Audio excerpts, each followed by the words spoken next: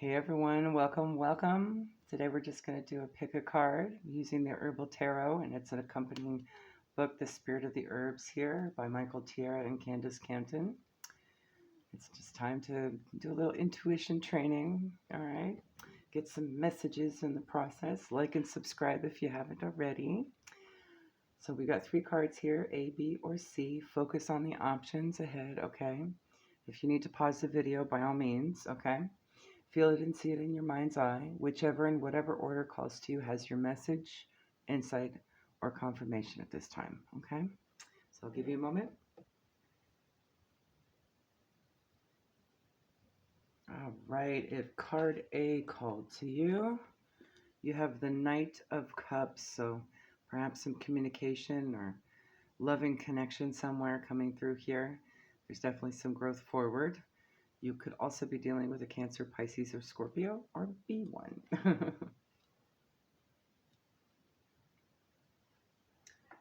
Awareness of opportunities for sharing intimate thoughts, ideals, and feelings could be happening. Renewed commitment to deepening love and intimacy with another. Making love a creative experience that is shared with another. The Knight of Cups is the active, airy aspect of the water element within each of us.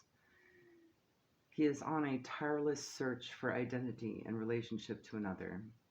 His winged hat suggests the spirit of a self-styled crusader or messenger of the gods. He has a dream, and he is actively in pursuit of it.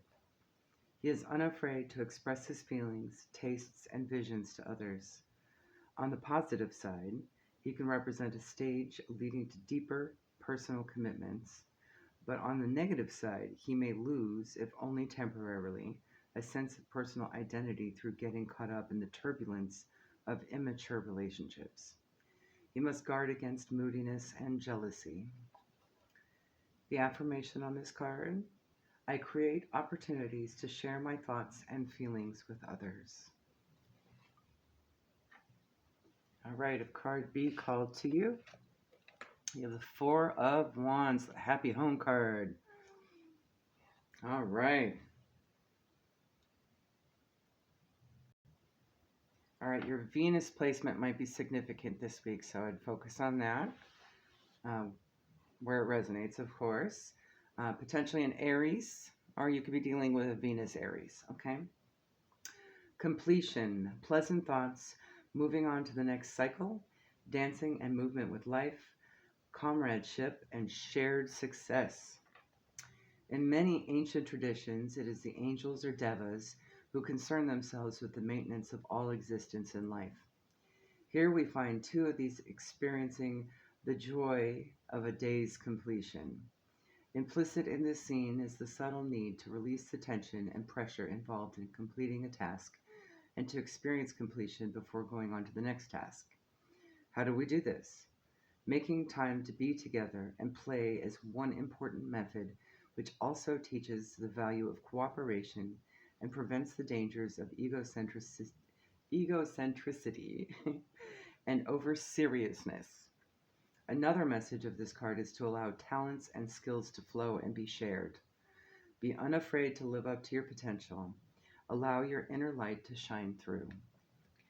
The affirmation on this card is, I feel greater self-confidence by quietly recognizing my many gifts and accomplishments. And if card C called to you, 7 of Cups. Lots of options, perhaps a little bit of confusion, maybe being a little elusive, okay? Overwhelmed by choice, perhaps. Let's see. You may need to focus on your Venus this week. If card B, if this resonates with you, card B might also, because that was brought up. Venus and Scorpio placement specific, so you could be, if you're dealing with a person, that could be an identifier for them. All right. This card is all about possibilities, realizations of inner powers and capacities. Watch for overindulgence and fantasy, okay? All things are possible. A key idea of this card is self love, which arises from the power gained from the awareness of self confidence. Possibly, one may indulge in the self aggrandizement, the inclination to consider oneself superior to others. In any case, at this stage, we recognize the inner state of our being reflected in the outer world. With this recognition, we may choose the path of adeptship. That's hard to say with my retainers in. Adeptship. As we seek to understand what is being reflected back to us from others. Or we can become emotionally stagnant, overindulgent in pleasures or vices, or caught up in our illusions of how things are supposed to be. The Seven of Cups, arranged in an upward spiral, symbolizes the seven chakras.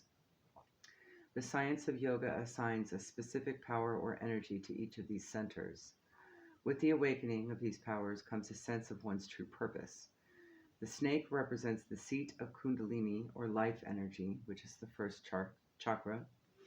The smiling mask is the emotional center, second chakra. The jewels are the center of energy and power, which is the third chakra. The red castle is the house where the soul resides, fourth chakra. The bay leaf wreath is the orator's headdress and the ability to communicate thoughts, the fifth chakra.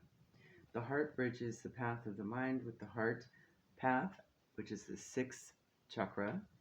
And the blue dragon is the releasing of the self to the divine expression of life, the seventh chakra.